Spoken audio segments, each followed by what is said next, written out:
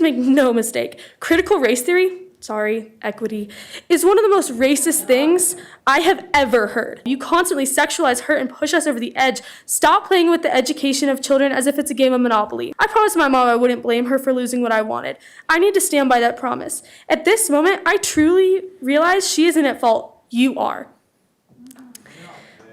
Audience, again, I'm sorry, McKinley. That 5-year-old girl. McKinley, if I could just have you stop again. Audience, this is the second time I've had to pause. I've clearly stated the expectations. We cannot comment. It makes it an unsafe environment for someone who has a different perspective. And I will take a break if we need to for you to get yourselves to a place where we can make sure this is a safe place for everyone. Second time I've had to stop.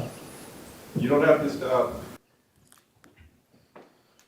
I'm sorry, McKinley, please go ahead. Recently, an opt-out option had been put in place for those who didn't want to wear masks, which benefited me greatly. But after only a week of this, you are suing the health department to take away that which I find very disconcerting.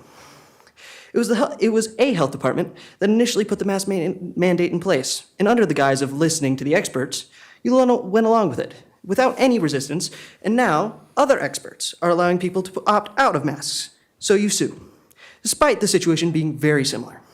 Your logic and decisions are not being consistent, which makes it very clear that your decision is not motivated by what will be best for your students, but rather control and feelings. These feelings and need for control have crossed the line from annoying to illogical and borderline tyrannical.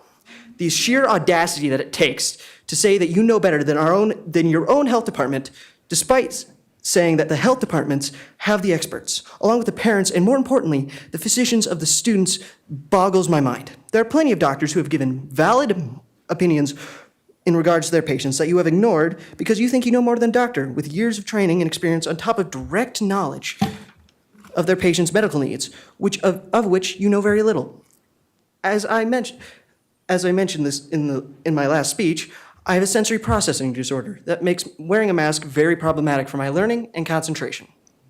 Essentially, masks make me feel as though insects are crawling on my face at all times, and that is a reality you are trying to force on me again every day. This disorder is recognized by my doctor, which is the reason why she wrote a recommendation that I be exempt from wearing a mask. I, of course, turned this into my school while the mask mandate did not have an opt-out option.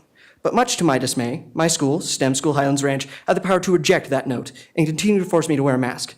This is what you are singing to bring back through this suit you have filed, a school system where schools can overrule doctors without reason other than they said so. It is a stance that is not only against the advice of my doctor, but peer-reviewed control group studies published by notable medical journals that I mentioned last time, such as the American Journal of Infection Control, the Journal of American Medical Association, and the National Library of Medicine, along with others that I mentioned last time, but I don't have the time to list again. If you ignore this evidence and the opinions of my doctor, it shows that it is you, the school board, and the school system that is anti-science, not those who oppose your choices. Thank you. Thank you, Owen. McKinley.